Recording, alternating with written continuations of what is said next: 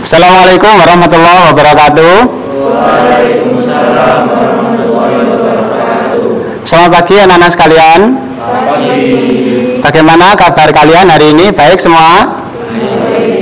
Baik, alhamdulillah. Anak-anak sekalian yang berbahagia, hari ini kita akan membahas materi tentang pembelahan sel. Namun sebelum kita membahas lebih lanjut tentang materi pembelahan sel ini, saya cek kehadiran peserta didik terlebih dahulu ya. Ananda Belva, Anggun Asmi. Sebelum kita mengawali kegiatan kita pada kesempatan pagi hari ini, kita awali dengan berdoa terlebih dahulu. Sebelum memulai pembelajaran pada hari ini, marilah kita berdoa menurut keyakinan masing-masing. Berdoa dimulai. Berdoa selesai. Terima kasih. Baik, anak-anak sekalian yang berbahagia, hari ini kita akan membahas materi tentang pembelahan sel dengan lebih detail ya. Namun sebelum kegiatan pembahasan materi kita mulai, maka Pak Hendri mengingatkan kepada seluruh peserta didik untuk menyiapkan diri dengan baik. Sebelum kita lebih lanjut untuk membahas materi tentang pembelahan sel, di sini Pak Hendri menyajikan sebuah gambar. Nah, di gambar ini tampak ada seseorang yang memiliki luka ya. Bagaimana proses pembentukan jaringan untuk menutup luka ini? Jadi proses penutupan luka tersebut terjadi akibat aktivitas sel-sel yang ada di sekitar luka yang mengalami pembelahan sel. Luar biasa, kasih tepuk tangan yang luar biasa untuk teman kita ya. Nah, di sini Pak Hendri menayangkan sebuah gambar. Lahirnya seorang anak merupakan hasil dari fertilisasi antara sel kelamin dari kedua orang tuanya. Namun demikian, kondisi kromosom pada sel anak tersebut juga tetap bersifat diploid. Bagaimana peristiwa ini bisa terjadi? Jadi hal tersebut bisa terjadi karena saat pembentukan sel gamet orang tua itu terjadi proses meiosis. Kalau saya melihat dua kasus ini ya, bagaimana proses pembentukan gamet, kemudian bagaimana sel-sel menutup luka, ada proses pembelahan mitosis dan meiosis yang luar biasa, yang patut kita syukuri dan kita patut takjub ya dengan ciptaan Tuhan yang begitu luar biasa dalam proses pembelahan sel ini. Manfaat mempelajari materi ini yang pertama adalah mengetahui peranan proses pembelahan mitosis dalam perbaikan jaringan yang terluka. Kemudian tujuan pembelajaran yang akan kita capai pada kesempatan pagi hari ini adalah satu, melalui kegiatan diskusi kelompok dan presentasi, peserta didik dapat menunjukkan sikap proaktif dan kerjasama dengan baik. Adapun alur kegiatan pembelajaran kita hari ini, satu, pendahuluan, dan tujuh, penutupan. Di sini untuk proses pembelahan sel dibedakan secara umum menjadi dua. Yang pertama adalah pembelahan secara langsung dan yang kedua adalah pembelahan secara tidak langsung. Apa perbedaan antara pembelahan sel secara langsung dengan pembelahan sel secara tidak langsung? Kalau yang langsung itu langsung tanpa melalui proses profase, metafase, anafase, dan telofase. Jika yang tidak langsung masih melalui proses profase, metafase, anafase, dan telofase. Nah, selanjutnya untuk pembelahan tidak langsung, tadi ada mitosis, ada meiosis. Saya kenalkan terlebih dahulu, di sini ada istilah siklus sel. Siklus sel ini terdiri atas dua tahapan. Yang pertama adalah M fase, yang kedua adalah interfase. Pada pertemuan kali ini kita akan membahas lebih detail tentang bagaimana proses pembelahan sel, mitosis, pembelahan sel, meiosis, kemudian perbedaan antara pembelahan mitosis dan meiosis, serta aplikasi dari proses pembelahan sel, yaitu dalam proses gametogenesis, baik spermatogenesis maupun oogenesis. Saya sudah menyediakan beberapa topik ya. Kelompok 1 akan menguraikan tentang bagaimana proses pembelahan mitosis. Selanjutnya untuk kelompok 2 akan menguraikan bagaimana proses pembelahan meiosis. Selanjutnya untuk topik ketiga adalah perbandingan antara proses pembelahan mitosis dengan proses pembelahan meiosis. Kemudian untuk kelompok 4 perbandingan antara spermatogenesis dengan oogenesis. Untuk setiap peserta didik dalam kelompok diminta untuk membandingkan pembelahan mitosis pada sel hewan dan sel tumbuhan. Kemudian untuk setiap kelompok nanti akan berdiskusi memecahkan kasusnya masing-masing ya. Setelah kegiatan diskusi selesai, nanti anak-anak bisa mempresentasikan hasil kerja kelompok dengan menggunakan PowerPoint ya. Bisa dipahami semua? Bisa. Baik. Kalau sudah bisa dipahami, silakan anak-anak untuk berdiskusi dalam kelompoknya masing-masing untuk waktu diskusi 20 menit ya. Untuk kelompok 1 mendapatkan materi tentang apa? Pembelahan mitosis ya. Baik, kelompok 2 membahas tentang apa? Kelompok 2? Meiosis. Apa itu pembelahan meiosis? Pembelahan yang dilakukan oleh sel gamet. Kelompok 3 membahas apa? Kelompok 3? Perbedaan antara pembelahan mitosis dengan meiosis ya. Oke, untuk kelompok 4 membahas apa? Perbandingan spermatogenesis dan oogenesis. Perbandingan spermatogenesis dan oogenesis.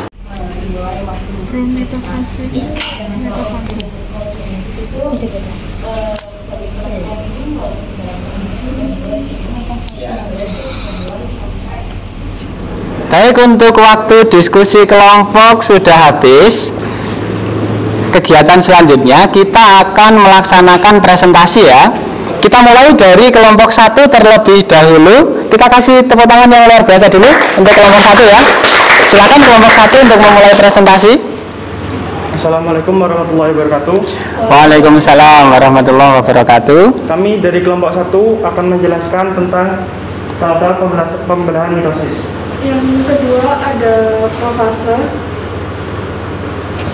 Di profase ini kromatin menggulung lebih rapat dan memadat menjadi kromosom. Kromosom terduplikasi menjadi 2 sel antar yang masih bersatu, yaitu kromatin. Demikian presentasi dari kelompok 1. Kasih tepuk tangan dulu yang luar biasa ya. Jadi untuk proses pembelahan mitosis secara umum ada 4 tahap. Ada profase, ada metafase, ada anafase, ada telofase. Ada pertanyaan? Silakan. Ya. Apakah dalam proses pembelahan mitosis ini bisa terjadi kegagalan? Dan kalau memang bisa, apa dampaknya bagi tubuh kita? Jadi di saat pembelahan mitosis ini mengalami kegagalan itu bisa tubuh mengalami proses pembelahan sel dalam pertumbuhan dan regenerasi, yaitu pembelahan sel secara mitosis. Nah, jika ada kegagalan, maka akan menghasilkan sel dengan jumlah kromosom yang tidak sesuai sehingga menyebabkan memicu mutasi. Nah, mutasi ini dapat menyebabkan kematian sel bahkan memicu kanker. Kita lanjut untuk kelompok 2. Assalamualaikum warahmatullahi wabarakatuh. Waalaikumsalam warahmatullahi wabarakatuh. Di sini kami kelompok 2 akan presentasikan hasil diskusi kami, yaitu pembelahan sel meiosis.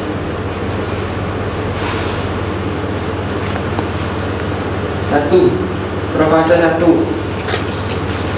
Meiosis memisah fase 1 tujuannya yaitu memisah kromosom homolog sehingga mengurangi jumlah kromosom dari 2N menjadi N. Berikut merupakan gambar dari meiosis 1. Yang selanjutnya ada meiosis 2. Baik, demikian presentasi dari kelompok 2. Kasih tepuk tangan dulu yang luar biasa. Pembelahan meiosis. Meiosis adalah pembelahan yang membuat kromosom dari diploid menjadi haploid. Makanya proses pembelahan meiosis ini terjadi 2 kali. Ada meiosis 1, ada meiosis 2. Selanjutnya presentasi dari kelompok 3, silakan. Assalamualaikum warahmatullahi wabarakatuh. Waalaikumsalam warahmatullahi wabarakatuh. Kami dari kelompok 3 akan menjelaskan tentang perbedaan mitosis dan meiosis.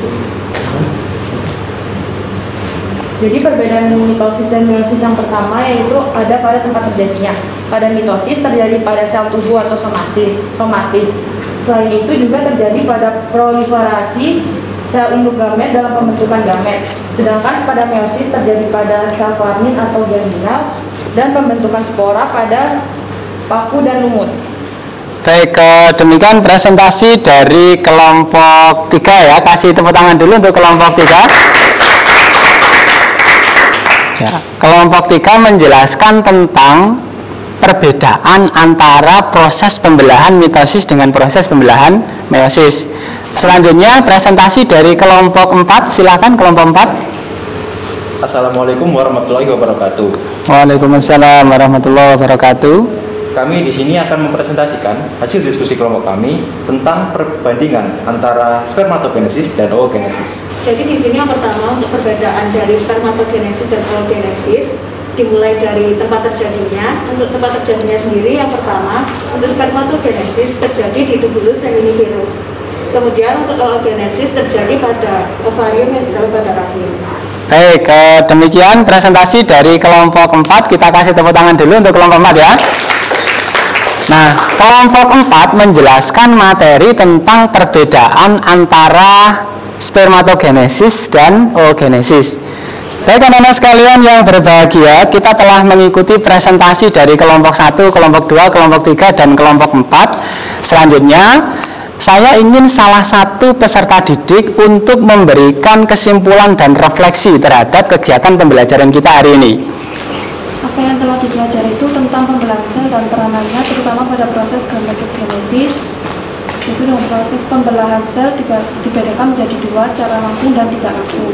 Secara langsung dengan proses pembelahan mitosis, yang tidak langsung dengan pembelahan mitosis dan meiosis. Bagian yang menariknya itu pada peranan mitosis dalam proses penuntutan luka pada bagian tubuh. Apabila kita terjadi luka pada bagian tubuh, itu kita bisa melakukan tindakan dengan tepat. Pada bagian yang belum dikuasai itu pada proses gametogenesis. Mengapa proses gametogenesis pada pria itu berlangsung seumur hidup, sedangkan gametogenesis pada wanita itu ada masa berhenti pada saat menopause. Upaya suksesnya itu membaca dan mengerjakan latihan soal sebelum umur. Hari ini kita telah belajar tentang materi pembelahan sel dengan sangat luar biasa.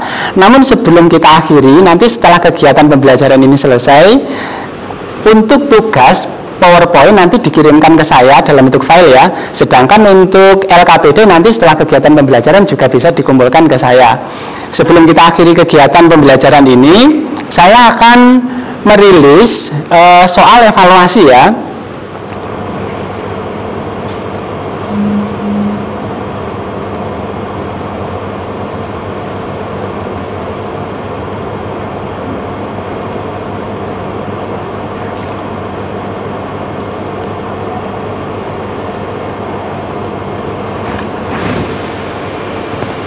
Baik, untuk soal sudah saya rilis di Google Classroom. Silahkan anak-anak mengerjakan, waktu mengerjakan 10 menit ya, mulai dari sekarang. Silahkan.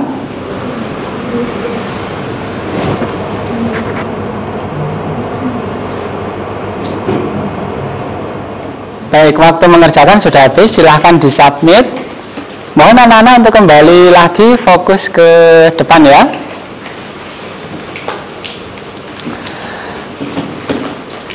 Baik, sebelum kita akhiri kegiatan pembelajaran pada pagi hari ini, saya mengingatkan untuk pertemuan berikutnya kita akan melaksanakan praktikum tentang pembelahan sel. Silakan anak-anak mempelajari terlebih dahulu materi tentang praktek pembelahan sel ini di rumah, sehingga nanti dalam proses pembelajaran menjadi lebih lancar ya.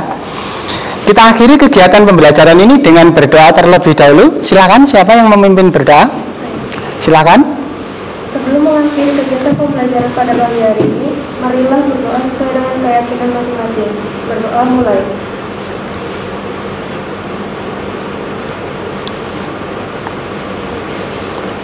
Berdoa selesai. Terima kasih. Baik, hari ini kita telah mempelajari materi tentang pembelahan sel dengan sangat baik. Semoga bermanfaat. Kita akhiri dengan membaca hamdalah bersama-sama. Alhamdulillahirabbil alamin. Assalamualaikum warahmatullahi wabarakatuh. Bravo. Tepuk tangan dulu.